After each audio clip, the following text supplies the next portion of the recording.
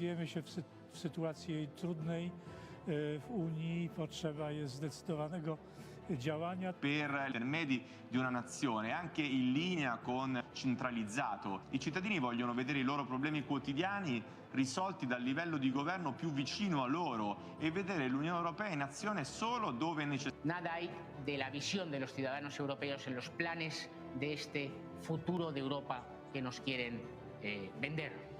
Y en realidad esto es así porque para el progresismo el futuro ya está escrito de antemano. Para ello solo hay un camino posible y todos debemos transitar por él. Działanie dokonać się musi na różnych poziomach.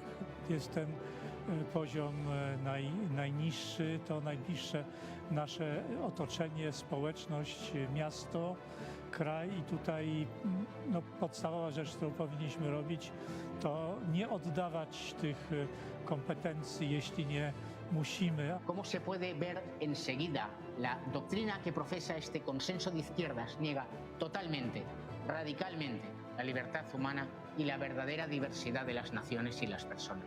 Porque excluye la posibilidad de que pueda haber caminos diferentes y soluciones diferentes a los problemas que se nos plantean a los seres humanos, tanto individualmente como personas, como colectivamente como pueblos. I musimy się zastanawiać nad tym, jak zreformować Unię. I ta dyskusja była początkiem, tak jak naszej trasy, ale też wielkiej pracy, którą musimy wykonać, żeby zmienić, zreformować Unię, żeby ją dokonać resetu Unii Europejskiej, bo ten reset jest konieczny. Insomma, anche in base ai trattati vigenti, le competenze attribuite all'Unione Europea possono essere non solo accresciute, solo la strada della ever closer union, ma anche ridotte. Ale do tego, żeby takiego resetu dokonać, nie trzeba tylko ekspertów, ale również polityków. Musimy przekładać idee na konkrety polityczne.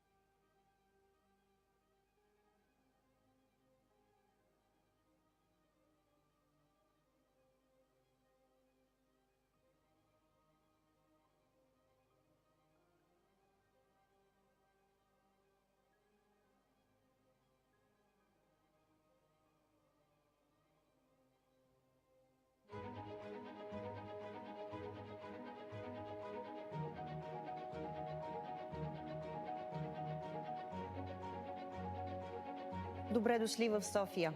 Втората спирка от обиколката на европейските консерватори и реформисти. In short, we want a community of European states that does less but does better. We want to get Europe back on track by putting Europe's national democracies back in control.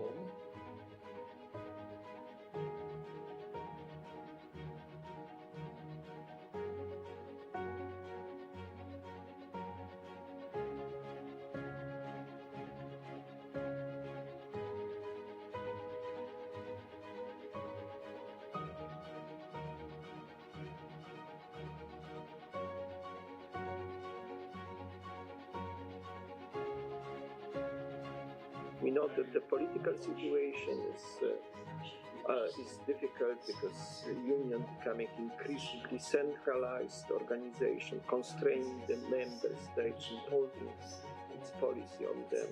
Una confederazione di stati indipendenti e sovrani, un'Europa di popoli fieri della propria appartenenza, che collaborano con la massima solidarietà sui grandi temi di questa epoca. Бъдещето на Европа означава за нас повече сигурност, означава охрана на националните граници, на външните граници, означава недопускане на нелегална миграция, недопускане на износ на тероризъм в нашите държави от държави, в които се водят. Return policy can never make up for border security. What we should do then is to point to these facts, talk about migrants, instead of using the word refugee when it's not about that. We should present clear policy alternatives. Покрай тези огромни беженски потоци се инфилтрират и подобни хора, които след това се занимават с тероризъм, с организиране на престъпни структури, мрежи, трафик на хора, трафик на наркотици, оръжие и така нататък. Това намалява сигурността в Европа. И не забравяйте нашата основна битка Европа да се върне там, където трябваше да бъде, именно в Европа на суверените отечества. Благодаря ви. We want to rebuild Europe as a community that will offer our countries a platform for cooperation, that will promote European prosperity and security for generations to come.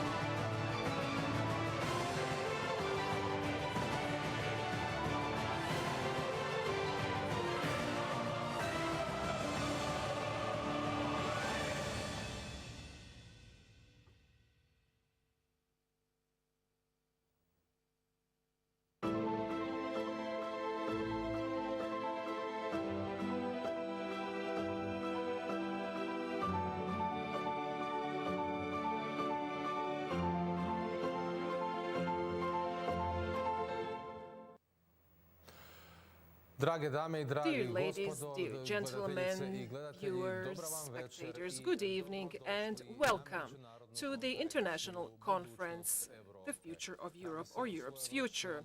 It is a sort of third stop of this conference or tour organized by the European Parliamentary Group of European Conservatives and Reformists. I believe you have already had an opportunity to see the introductory videos from 2 other European capitals. Today, we are going to discuss topics pertaining to the common European future. The Club of European Conservatives is a sort of a parliamentary club, as we would call it in these regions, when we draw parallels with the Croatian parliament. This is one of the mainstream groups within the European Parliament, which has become established over the last over 10 years and become a very important and relevant force on the European political sky. This is a group which advocates for intergovernmental cooperation of sovereign states and strong economic connections on the single market instead of further political federalization, centralization, and accumulation of political power in a single place in Brussels. So what we have ahead of us is an intensive discussion on the topics that have throughout history determined, currently determined, and will definitely determine the future of Europe in the time ahead of us. However, in addition to the usual topics that normally occupy us, like discussions on the economy, civil liberties, or freedom of the market, religious freedoms, and so on, there's another topic that very much impacts all of the above mentioned, and that is the epidemic, or rather the pandemic, of the coronavirus and all of the consequences that this pandemic has left and is currently leaving on all of the aspects we have mentioned, from economy all the way to the political institutions. All of this, of course, will be discussed primarily from the point of view of European conservatives and reformists, which of course does not mean that it is the only possible point of view, and of course it doesn't mean that we are not going to question that point of view as well, because only through dialogue and through discussions on the necessity of enabling a joint and common future agreed between the citizens, or those elected by the citizens to represent them and to represent their will, and to discuss among experts and other society actors. Only they can discuss this and then result in belief in a better future within Europe. In that spirit, all of you who are tonight with us, we want to encourage you, especially through internet and social networks, to get engaged in our tonight's discussion as much as possible. We are going to be with you for over an hour, and we believe we are going to encourage some interesting opinions and interesting discussions. When talking about the reform of the European Union, and it's going to be one of the main topics tonight, only well-informed citizens may make good quality decisions in the elections and thus, of course, direct their own future. And by that very fact, the future of Croatia and in European Union, and take it in the right direction. So get your information firsthand and ask Croatian and international experts and politicians in your comments throughout the live broadcast questions, especially if you also use on Twitter and other social networks hashtag #AskResetEU. And so as not to waste a single moment, and so that we can start with these discussions as soon as possible, I will already welcome our first guest tonight and invite the co-chairman of the ECR group, the Group of European Conservatives and Reformists in the European Parliament, namely Mr. Raffaele Fitto. Buonasera a tutti e benvenuti alla nostra terza tappa del tour sul futuro dell'Europa, una nuova speranza, organizzato dal gruppo dei conservatori. La tappa di oggi è in Croazia, ospiti della nostra collega Ruža Tomasić, che saluto e ringrazio per l'organizzazione dell'evento, ma anche e soprattutto per il brillante lavoro che svolge ogni giorno per il nostro gruppo a Bruxelles. Il tour, nelle due precedenti tappe, a Varsavia e Sofia, ha riscontrato un notevole interesse da parte dei cittadini, della società civile e dell'opinione pubblica tutta. Questo ci dice che la strada da noi intrapresa è quella giusta. Occorre cambiare questa Europa, riscoprendo il vero significato delle parole solidarietà e sussidiarietà. Noi non vogliamo distruggere l'Europa, come qualcuno sostiene. Vogliamo semplicemente rendere il progetto dell'Unione credibile, rendendola veramente vicina ai bisogni dei cittadini e dando una prospettiva di crescita, sviluppo e sicurezza alle nostre nazioni e al nostro continente. Questo può essere realizzato non con scelte imposte da Bruxelles. This cannot be done by the decisions imposed by Brussels, but rather through a community of free and sovereign states that mutually cooperate while respecting and valuing different identities and specificities. The true Europe is a homeland and a nation. I would like to conclude my intervention by saying that I'm convinced we will hear very valuable ideas from Zagreb tonight. Our vision and the continuation of our work. Finally, allow me to emphasize once again solidarity and support on my own behalf and on behalf of the ECR group for the Croatian people who was struck by an earthquake in December. I wish you all successful work until the next opportunity. Thank you, Mr. Fito, for this introductory address, which I think sets a good foundation for the next 60 minutes or so, which are ahead of us and which we are going to dedicate to a discussion precisely on the topics that we have just mentioned. So we are going to discuss the future of Europe. Through the discussion on that, we are also going to touch upon the economy, on the civil society, on human rights, and on the fundamental freedoms, but also, of course, on the coronavirus. I would like to welcome in our studio tonight my first guests, namely the famous, I would dare say, MEP, Madam Ruža Tomašić. Good evening and welcome. Good evening. And greetings to all of you, first of all, colleagues in the European Parliament and everyone else who is watching us. And we also have with us Mr. Ladislav Ilčić, who is going to soon replace Madam Ruža Tomašić, and I believe on July 1st he's going to take her place in the European Parliament. Good evening to you and all of the viewers.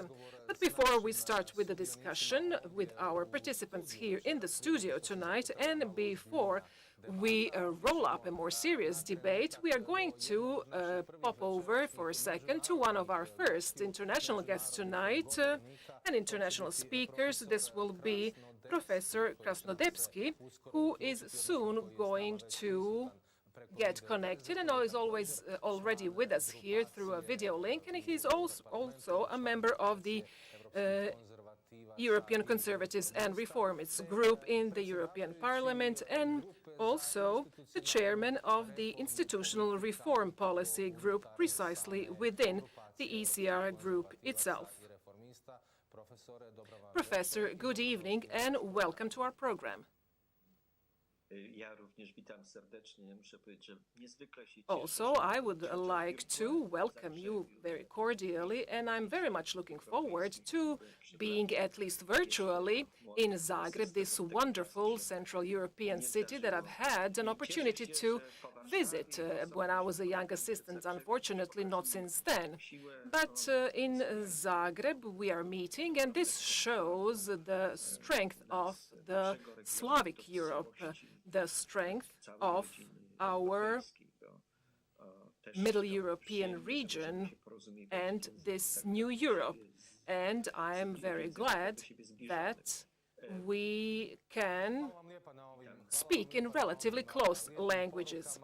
Thank you for these lovely messages and these lovely words. We are also happy to have in all of this a Slavic component, as you've said yourself.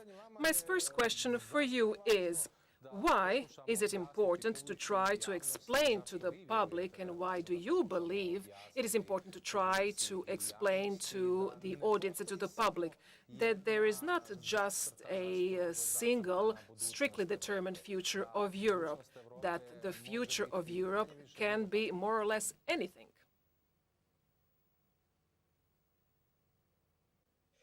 Pan już wspomniał o jednym powodzie. Jeden powód jest taki, że tylko one of the reasons is that only well-informed citizens can make good decisions, and that is the foundation of democracy.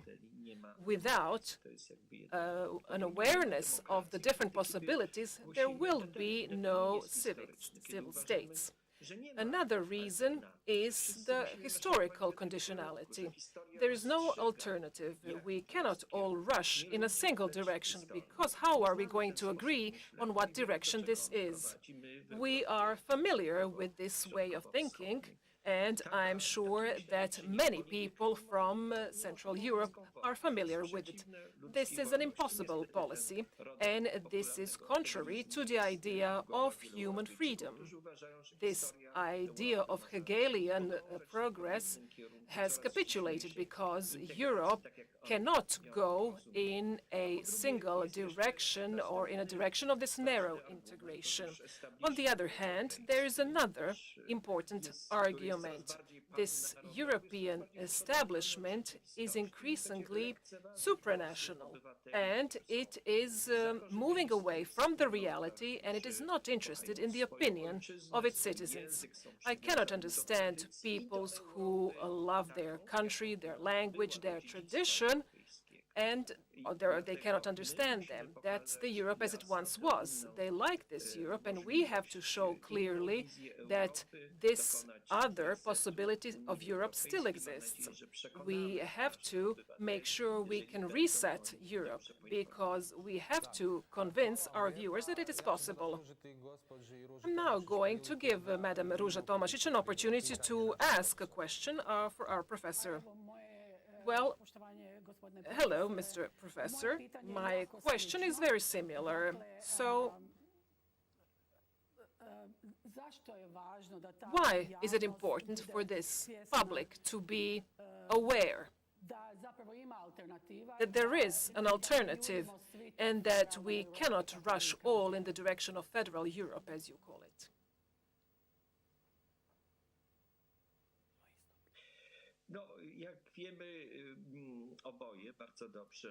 As we both know, both you and I, part of the European bureaucrats and some of our colleagues in the European Parliament forget that the Union was established as a union of free nations, free peoples who were organized in their own states. This possibility of regulating arises from that decision, a decision of free nations.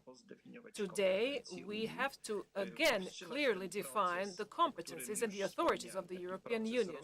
We have to put a stop to the process that I've already mentioned, which is the process of the expansion of competencies and authorities, which is a sort of a philosophy of history which aims at increasingly centralizing government or rule with increasing competencies for the EU institutions. In my opinion, that is a grave danger for the freedom and diversity of European peoples, but also of individuals. Also, we have here our future MEP. There's a question for you. Yes, Professor Krasnodebski, we have witnessed on one hand numerous discussions or even conflicts between the European Union and the member states with regard to the autonomy that every member state should have.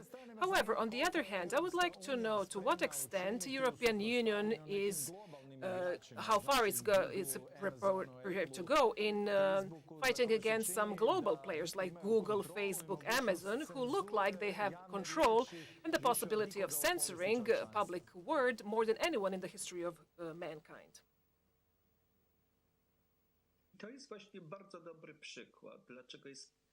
That's a very good question and a good example as to why it's important to have cooperation of peoples in Europe and why the Union, if we take it the right way, why we need it. We do want to cooperate and we do want to jointly realize objectives, among others, in regulating the market.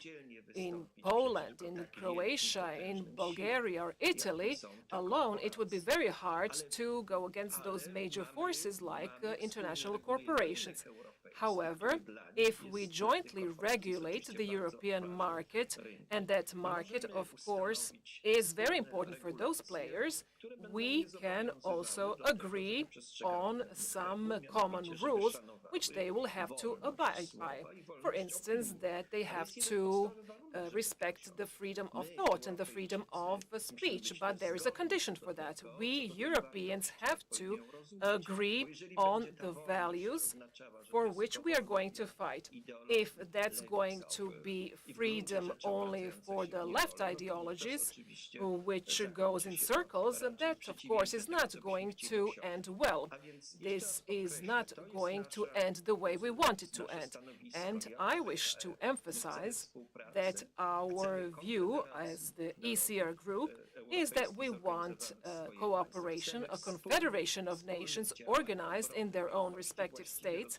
We want the cooperation in the defense of values, and these are primarily European values. And for this to be achieved, we can say that we have to be Euro-realists and not Eurosceptics. And this is the vision that we have to convince citizens of. We have to show them that cooperation is necessary, but that this is cooperation on the basis of the European tradition, European values, and freedoms, both individual and collective. Thank you for these responses. You have given us more than a good foundation for the continuation of our discussion and debate on the topics that you have just mentioned. Thank you very much once again. Realism, the sensible middle way between ever more Europe and no Europe, with respect for the sovereignty of Europe's national democracies, with less bureaucracy, more fiscal responsibility, and equality for all member states. We believe the peoples of Europe want the European Union to do less and to do it better, to promote economic recovery and growth and more jobs, to help, not hinder our countries in getting immigration under control, to deliver a clean environment at a cost we can afford, to work with global partners to protect our security, to create jobs through free and fair trade. Europe should only act where it can deliver real added value to member states and their citizens. By putting Europe's national democracies back in the driving seat, we can build a Europe that will offer our countries a platform for cooperation, that will help promote European prosperity and security for generations to come.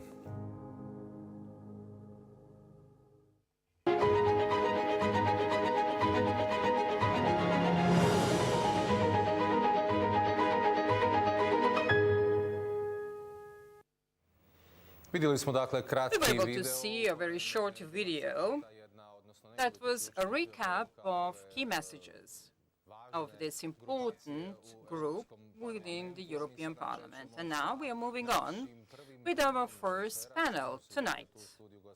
We have Madam Ruža Tomašić with us and Mr. Ilčić. Again, good evening. Although we have been here for a while, one of the most important topics, and we did highlight it in our introduction, that dominates our lives and has been dominating our lives recently, in addition to all other pressing issues like economy, like science, like political institutions, civil liberties, one of the topics that has marked our lives in the last year of time is coronavirus, or the pandemic of coronavirus, and all the effects it implicates. And this is going to be one kind of an introduction, because it's not just a matter of healthcare and public healthcare, but also a matter of political framework and political implications. So if you could briefly give us an introduction to this topic. Well, these are my considerations. Dear friends, everything has changed in the last year. This pandemic has changed not only the way in which the European Parliament operates, but also the way of life of people. The whole world feels the consequences, and we are about to feel these implications for years to come. Our membership in the European Union gives us an opportunity to overcome these hardships together with others. And I hope that these will not take years, but as our economists say, it's going to be very, very difficult. Of course, our membership in the European Union will assist us, as well as the resources from the European funds. But it is all up to us. We are the ones to decide how to move on, how to redistribute the resources in a fair and just way so that the Croatian economy could rise again.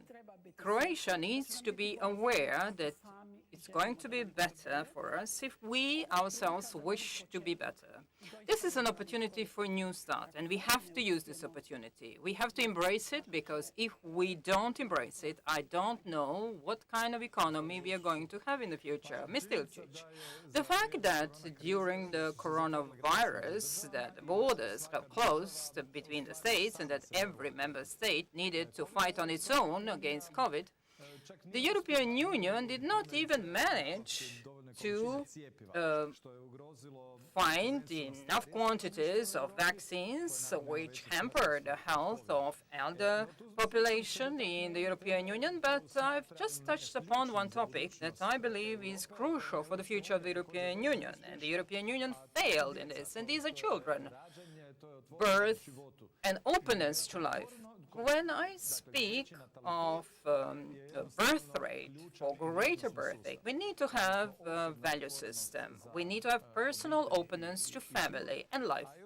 And the European Union, I think, is taking too much competences to regulate this type of system. Istanbul Convention or all other Lubeček-Australia reports are unnecessary or ineffective documents that are opposite to universal human values. And they hamper our lives. And in this COVID package, the European Union imposes them upon member states over the rule of law. This is not a good pathway. And this is not where the future of Europe could lie. The future of Europe should rely on universal human values, on the principle of subsidiarity, because this is the only way forward. Now, I would also like to invite two other participants of this first panel today. I would like to welcome two more MEPs, Mazali Aguilar and Bertian Ruijsen. Good evening and welcome to our streaming session.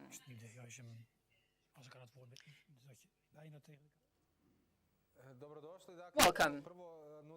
So first we would like to invite Madam Mazali to address us with a very short statement.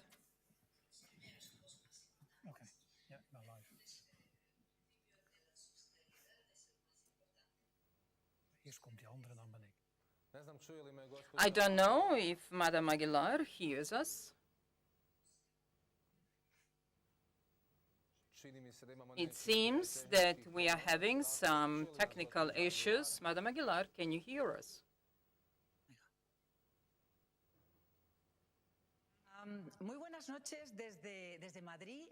Good evening, everyone. I would like to welcome you from Madrid. It is my great pleasure to be joining you tonight, and thank you for inviting me to participate in this event. I would like to thank you on behalf of my party, Vox. When I was asked about the future of Europe, if you allow me, I will turn to agriculture. We don't have our future if we underestimate our agricultural sector. And the pandemic has taught us that these strategic sectors are of extreme importance. Our food is so important that a certain ideology is now trying to convince us that food production is secondary. The Green Deal for European Union and promoting one vision of European economy without having in mind the diversity of the European Union is not really the good path. The principle of subsidiarity should be more important than ever for the European Union to find and strike balance between the protection of environment, economy, and social issues. Agriculture teaches us that balance has been hampered on behalf of environmental protection. This is what we have seen recently, and we see that farmers are rather frustrated, as well as all others who live in the rural area and from the rural area. The European Union has not recognized the real problems of European citizens because The fact is, if we don't recognize real problems, we won't be able to find the real answers. It will be extremely important to discuss agriculture, not only to us, but tonight we are also going to have an agriculture representative, representative of farmers tonight with us. But this is also important for the future of Europe and the European Union. If I may ask another speaker, another international speaker, to address us briefly.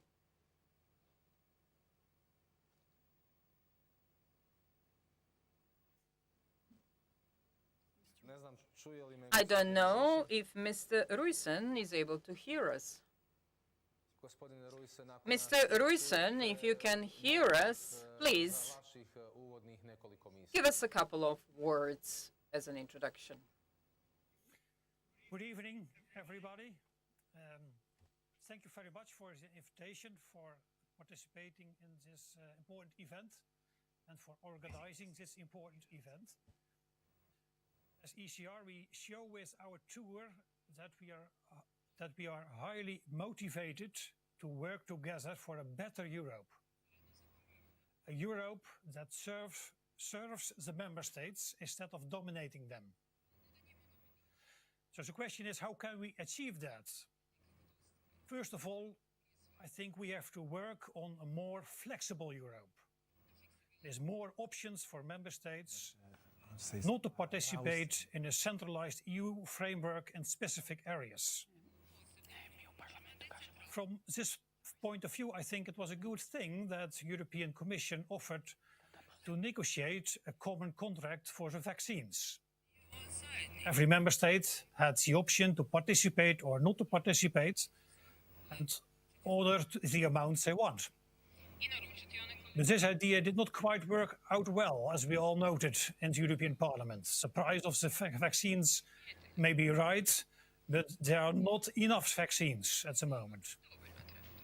This important failure should be a warning to all of us. We should be reluctant to hand over more powers on health policy to Brussels. Already last year, it is clear that the EU overstepped its powers. The corona crisis was then abused to introduce a massive EU debt, EU bonds, and also EU taxes. My party, the SGP, is afraid the next generations will suffer from it, not benefit. To conclude, Chair, the EU should serve the member states and serve it well. And when it comes to health policy and fighting COVID, I think the Commission shall has a lot to learn. For now, it should be up to the member states to ensure a good health policy and fight COVID in the best ways fit for each different member states. This is the way we can work together towards a better Europe.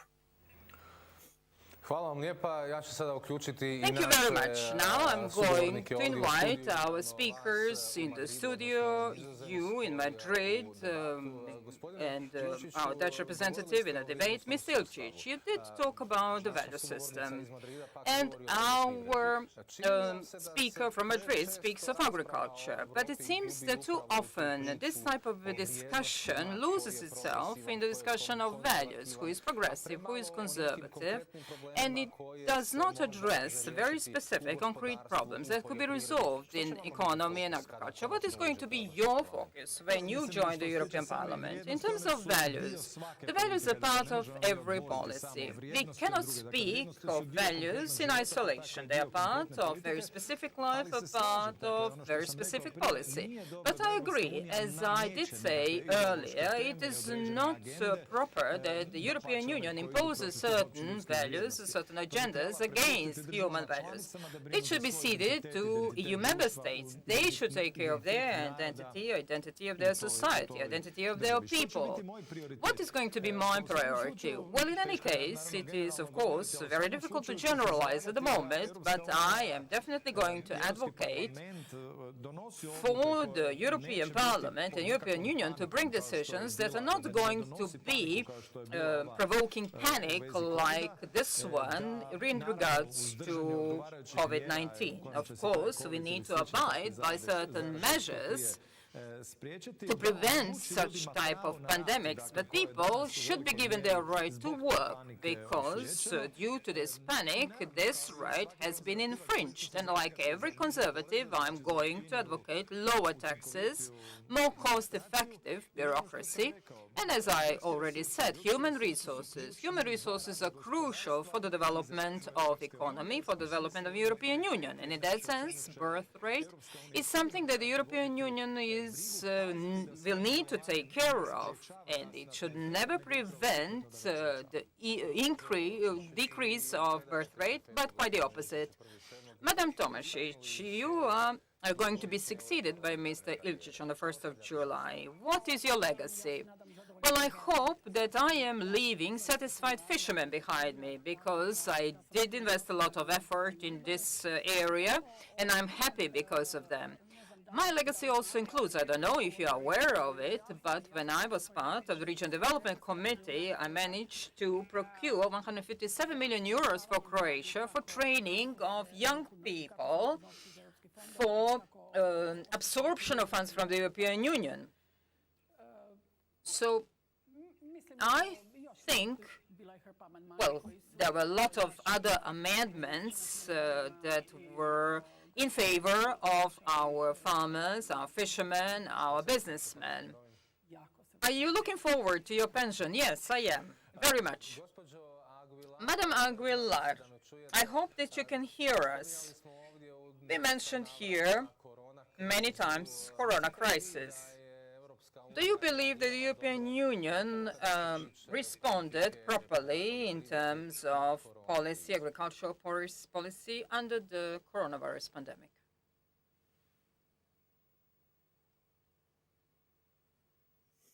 Hacerlo lo mejor posible, pero la sensación que ha dado, por lo menos en España, y la I have a sensación que nos ha dado a feeling, nosotros es que and this is also a Spanish feeling, una frase que that decimos en España como pollo the sin European Union, han reaccionado in fact, no en su debido momento, is like a headless hen, that actually they were not able to take proper steps at the right time. They were not able to envisage the implications that might result. And in terms of vaccination, we are already able to see what is happening with vaccines within the European Union. They believe that the vaccines will be available to EU member states, and we see issues arising here as well. So I believe that they did not do a good job, that they were lagging behind, and that many things were not done properly. The same question also for our Dutch representative. Has the European Union reacted properly to coronavirus crisis?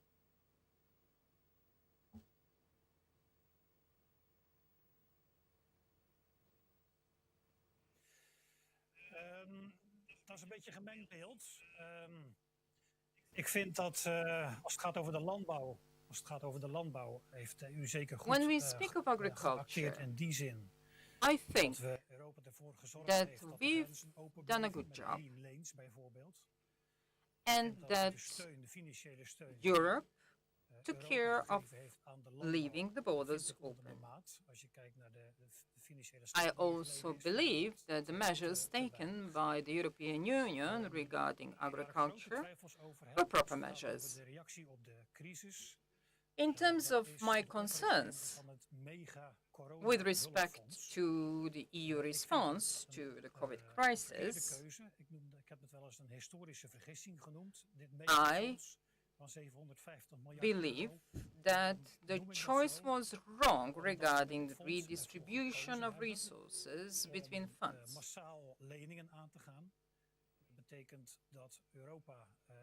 Because the funds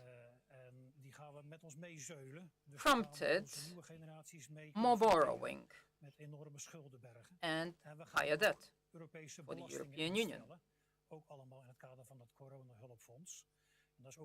And that is why we will need to introduce higher taxes.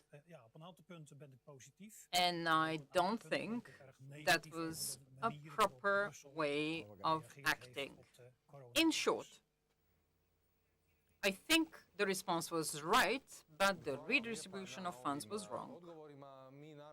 Of course, all this time we've been taking care of you who are with us in social medias and other platforms, and our team is also with us, and they managed to collect your first question. So the first question from Dominic Klemencic for you, Mr. Ilcic, is, as MEP, what are the policies that you are going to promote? What policies you are going to focus on so that all of us, Croatia among all, manages to recover from crisis?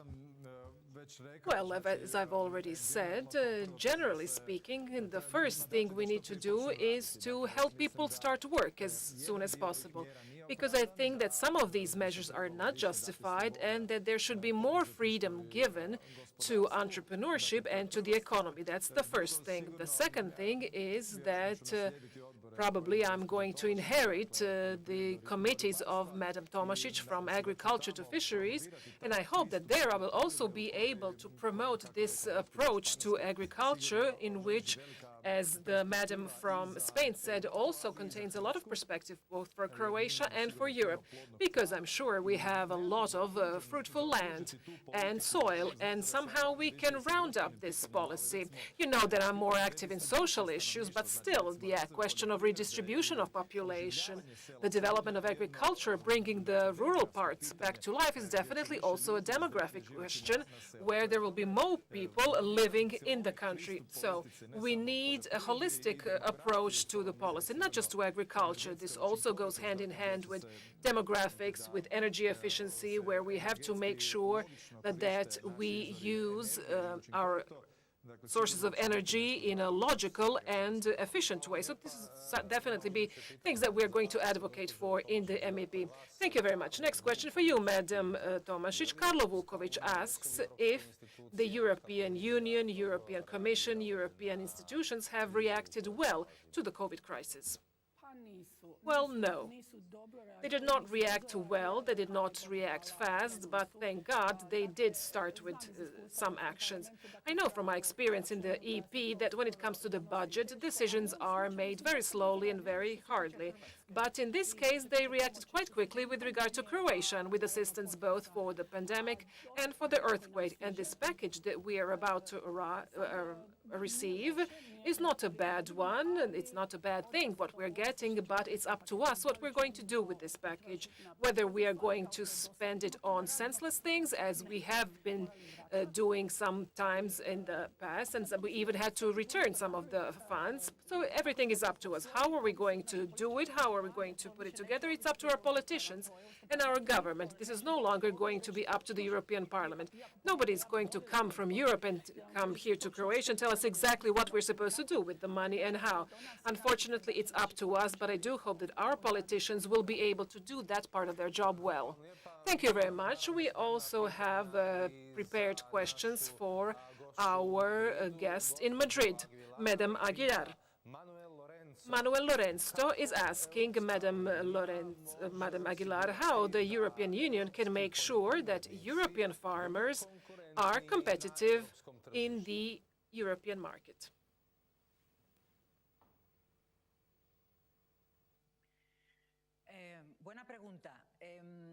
That's a very good question. I think that our farmers have shown, at least in Spain, but I think all over Europe as well, that they really were the true heroes throughout this pandemic. They were the ones who came out to the market, into the market, so that our citizens and citizens all over European Union can have everything they need. They were not hungry in a single moment. So this sector did not stop to exist. It is actually a very important driver in each individual member state of the European Union. And the common agricultural policy is very important. We have money which is going to go to certain member states, and that is what farmers need in order to be competitive. in order to be competitive on the market. We have excellent products, and what our farmers need is for them to have a fair market competition in the European Union. And the problem is when you have agreements with third countries. That's where unfair competition occurs, and that's when our farmers find themselves in an inferior position and they cannot be competitive. Europe must protect its farmers, its livestock breeders, but protect them in relation to the farmers from third countries. But that kind of competition is not fair. But there's another question for Mr. Roysen for the Netherlands. Would vaccine against COVID-19 have to be mandatory or not?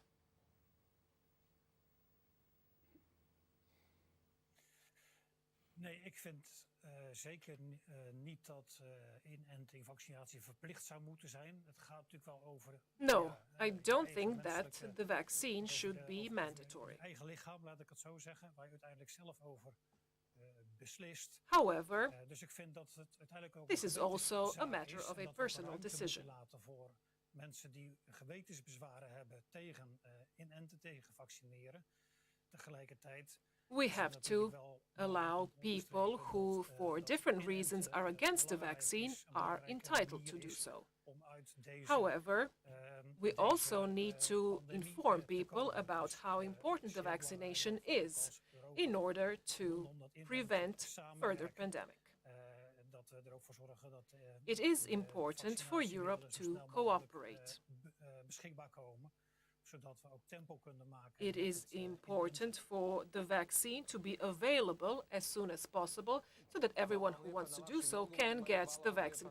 Thank you very much for your responses, and thank you very much for getting connected to our discussions from Madrid and from the Netherlands. We are now going to move on to the next block of our discussion and the next topic, which pertains, of course, to the civil liberties and economy within the corona crisis.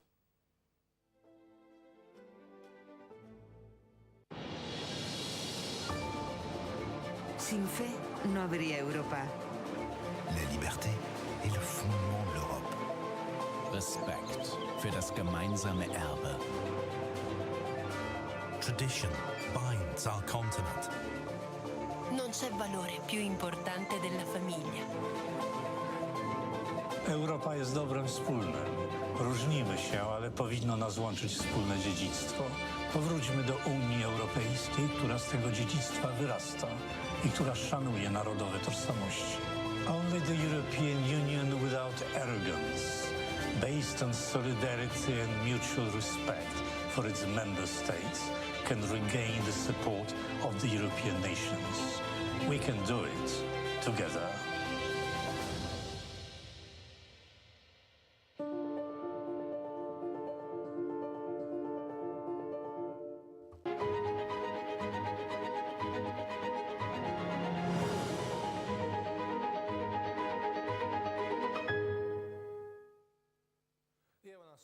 Here we are back in the studio. Thank you for staying with us.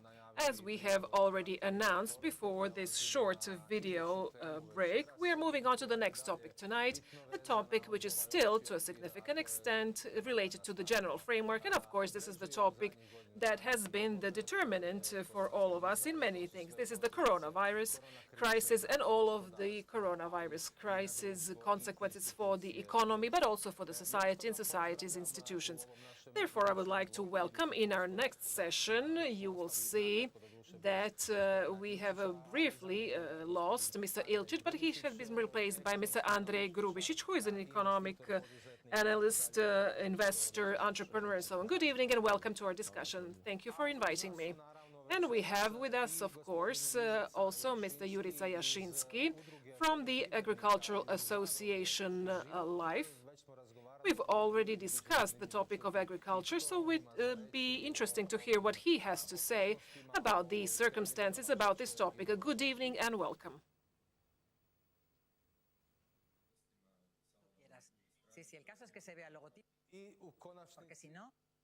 Good evening. And finally, I would also like to welcome Mr. Damir Zoric, the Director General of the Croatian Employers Association. Good evening and welcome to our discussion. Good evening.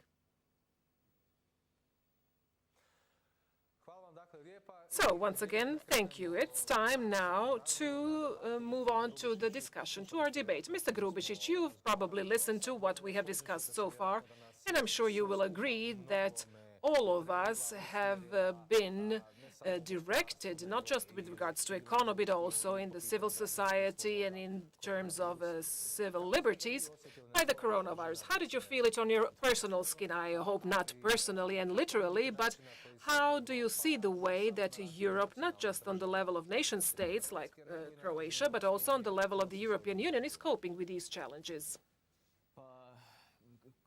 Well, the coronavirus has just reminded us that we have a relatively limited ability to predict business events for the mid or long term, regardless of our academic or professional experience or background. And the other thing is that Corona is showing us, or rather reminding us of one of the postulates of conservatism, which is that none of us has enough knowledge or experience to know what is best for everyone else. And we are precisely going through such a test, because a limited group of people who are not necessarily malicious have actually major authorities and great power, and de facto and in essence are more or less managing the lives of millions of other people. And it's not rare that inadvertently they are hurting or relatively hurting many of them. I'm primarily referring here to the situation with the obstruction of business activities, because now, after about a year, we see that more or less all of the countries are going or doing equally well or poorly, regardless of if they have the hard lockdown, soft lockdown, or those that had no lockdown at all. And at the same time, petty politics are so dominant in certain decisions that this providence is slow, but we do believe that is reachable. Unfortunately, is still not moving fast enough to make people find common sense, which would tell us that we need to liberalize things as much as possible, as soon as possible. Mr. Jashinsky, you are the voice of farmers in a way. We all remember the situation from the beginning of the corona crisis, when there was a farmer in northwest Croatia who violated his self-isolation measures and literally went to plow his field. And for that reason, he was punished, even though he did not jeopardize anyone. What have been the experiences of farmers? To what extent has coronavirus affected and impacted agriculture and farming process? Well, that case with a farmer who was in isolation and then went to plow his field, I think this is ridiculous. Because farming is always done in the open. And simply put, there were no issues. And no positive person could have infected anyone else while working in the field. And that was just one example of ridiculous decisions that were implemented initially, but have brought about huge issues regarding production placement. The production was good, but the placement wasn't, because the markets were closed, the open markets were closed. There was a huge pressure exerted on the headquarters and the crisis center to open the markets. And at the same time, we see that young farmers and small farmers suffered most, because the processing capacities are in the hands of large producers, and small producers had problems with food placement. And unfortunately, this escalated in the last 2 months. What is important to say is that at the same time, we had a lot of import. And self-sufficiency of agricultural production in Croatia has been hampered since the 90s. And in fact, we should somehow, not only in Croatia, but across Europe, we should work together, hand in hand. And we should put all agricultural areas, agricultural surfaces in function. And that means minimum 1 million hectares more in Croatia. Now we have 1,100,000 hectares in Croatia. So it's a lot of damage for Croatia. Definitely, this is one of the challenges Croatia is faced with. The European Parliament will also have to address this, and the European institutions as well. Now I would like to invite Mr. Damir Zoric, Director General of the Croatian Employers Association, to address us. From your perspective, Mr. Zoric, to what extent have the institutions within Croatia and the European Union successfully adapted to the challenges faced with corona crisis? We will have to see the results of all the activities undertaken in the last year, because in addition to pandemic in Croatia, we had 2 devastating earthquakes last spring in Zagreb and in Banovina at the end of the year. The circumstances are rather complex. The responses were different. And initially, in the beginning of the pandemic crisis, there was a very swift response from the government. It was a surprising response, and it was assessed as a good response. But later on, as the funds and the state budget were more and more exposed, with a lot of expenditure but declining revenues, the measures were being combined. And we did hear some explanations from my predecessors tonight. But is it good that some focus areas like cafes, like open markets, to be assessed as potential sources of infection by bureaucracy and not by epidemiologists? This, of course, causes certain difficulties and doubts. But I would like to say that in addition to economic implications, what will be even more severe is this psychological aspect, because we as individuals, as group, as a people, you name it, have been reduced, and this is not only the case in Croatia, to the way of thinking from one day to another.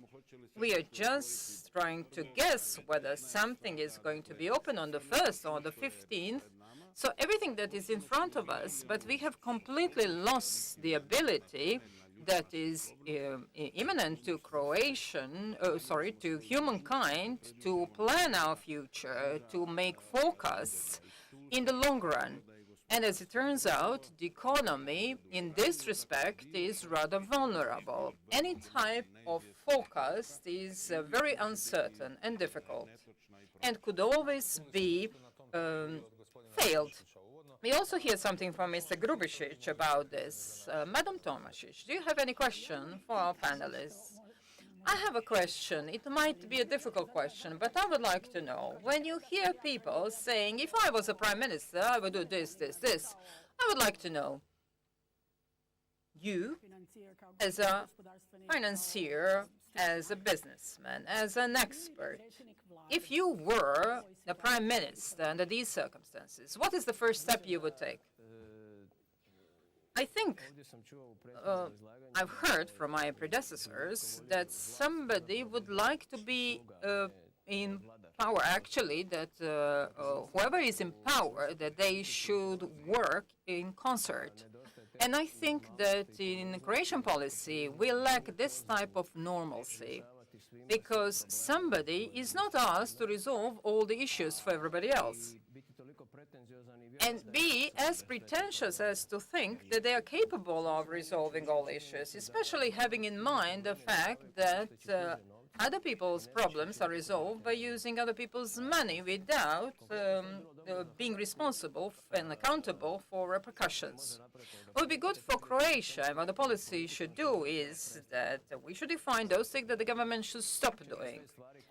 A couple of things that are very evident and are very simple to be undertaken. This is, we need political will. We need to privatize in Croatia everything that has competition in the private sector, because the other day we were able to see that the Prime Minister himself is appointing the CEO of a company that produces certain products that in no way are a strategic facility. And, for instance, Croatian waters, Croatian roads, Croatian highways that are exposed to corruption, they should be listed in the stock exchange. The third thing is that we should reduce and, if possible, abolish any type of subsidies, because a lot of programs and facilities in the European Union is how political bureaucrats are going to redistribute resources while keeping a portion of such resources for their pay. So there are a lot of things. And the fourth thing would be reduction of taxes because of decrease in tax revenues and decrease our spending. Because in 2019, which was a normal year, we had 180 billion kunas. If 10% of those was just a waste of money, which I think is a rather conservative estimate, this just tells us what is the amount of money that we should cede to citizens and to businessmen. And the final thing, high policy in Croatia is full of EU money, and this is the leitmotif, this is the buzzword. My suggestion is, because at one moment you did say that we are not even sure ourselves how we are going to allocate this, and nobody else is going to come and tell us what to do. My proposal would be for each euro that comes, because we are privileged to receive that money because other taxpayers from other EU member states pay for this, we should reduce taxes in Croatia, and then the Croatian businessmen and Croatian citizens. So the euro, it comes to the budget, you spend it in the budget, but for 1 euro received, you reduce taxes so that we can keep those euros or those kunas that we don't have to pay as taxes. And we as citizens, as individuals, as families and businessmen should make our own decision about spending. And I am certain that we would do much more good for more people than if it was done by the policy. Mr. Yashinsky, I believe that we can ask you the same question. What would you change if you were able to use the magic wand and change things in Croatia? What do you think would be crucial for Croatian agriculture? Well, in any case, increase in agricultural land that would be operational for agricultural production, because a huge portion of land was ceded to Croatian forests, and they are not giving us back this land. We also have taxes on land that we don't plow. In terms of rural development measures, I think we should turn things upside down, and more resources should be allocated to smaller family farms and micro-entrepreneurs. Because until now, most of the funds were paid to larger farmers. What is a problem, and this is what I agree with Mr. Grubisic, I would just like to follow up and say that one fisherman, a farmer from Split, if they needed to bring their produce to Zagreb 3 times a year, 3 times a week, they have to pay a huge sum. So we have 2 large levies and 2 large taxes, too high. And everything else that troubles not only businessmen, but also citizens. These are utility, for instance, utility levies, etc. Thank you very much. Mr. Zoric, the same question for you. Following up what we heard from Mr. Grubisic, do you share his opinion, or you see the priorities somewhere else? If I was, God forbid, Prime Minister, I would immediately resign, because this is not in the focus of my interest. I did not offer you that role.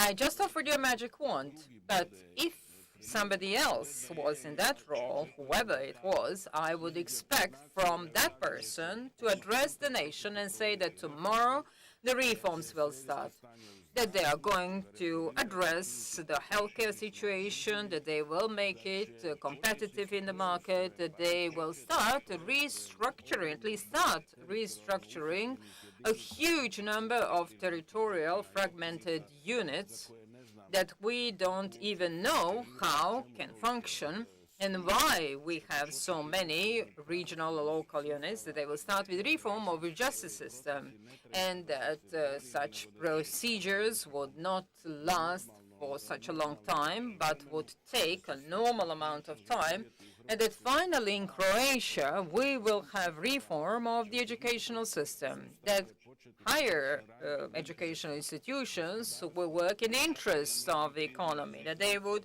appeal to foreign young people to come and study here. So there are a lot of reforms. That might be one of the reasons why such a role would never interest me, because I don't envy anyone who would take this role.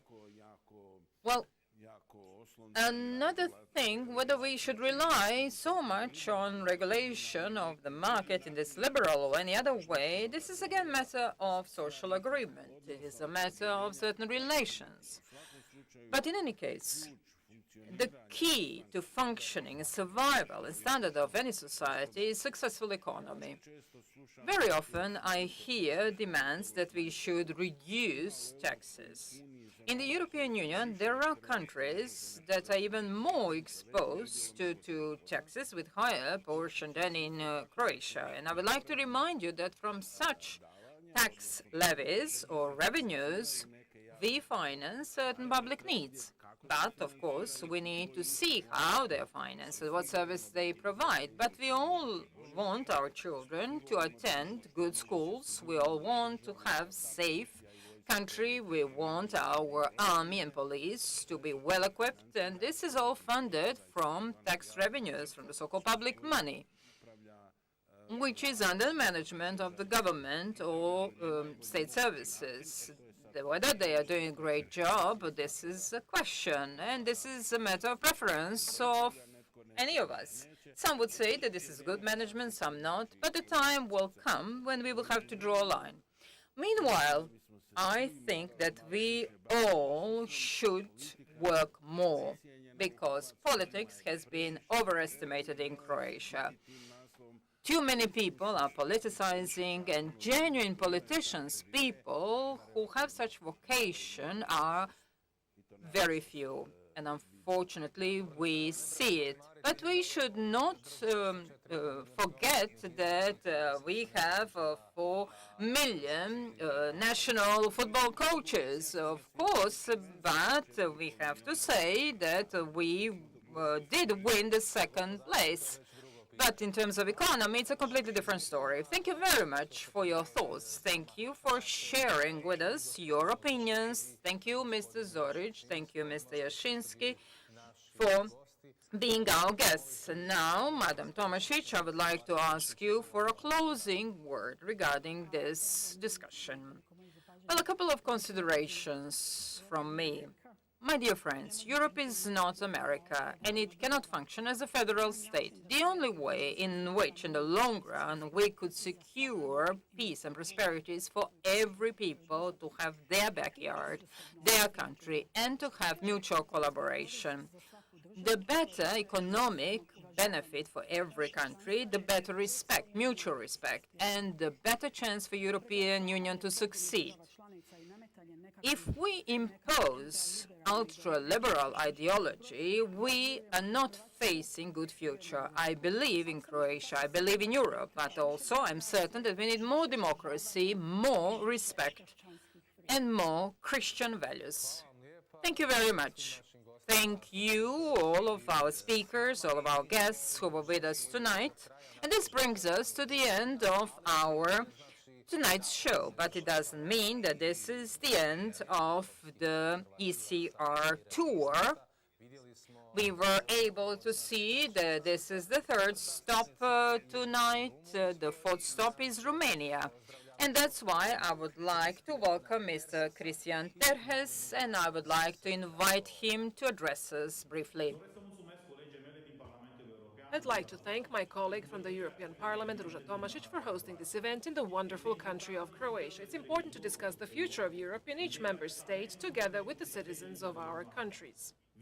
The future of Europe is a Europe of nations where the states from the Balkans to the north, from the Atlantic to the Black Sea, work together for the good of all citizens. The future of Europe concerns us all, and it is important to make our voices heard. We invite you on February 26th from Bucharest to discuss the future of Europe. We are waiting for you. So, we are waiting for all of you, and they are waiting for all of us in Romania. Thank you for being with us tonight. Thank you for staying with us, and thank you for commenting also through social networks and asking questions for our participants. We hope that we have helped you think deeply about what the future of the European Union should be like and what your role is in those processes. Thank you once again, and good night.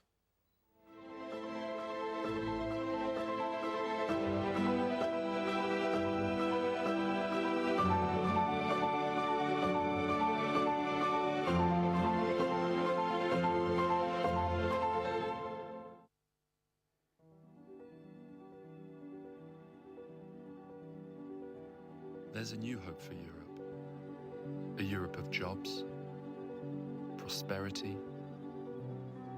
and recovery. A Europe that safeguards its citizens and borders. There's a Europe that respects its national democracies, that protects the environment and nurtures its rural economies. There's a Europe that does less and does it better, that cuts bureaucracy and adds value for you. There's a Europe that looks inwards and outwards, for trade, for security, and for friendship. It's time to get Europe under control and back on track. It's time for a new hope for Europe. It's time to reset EU.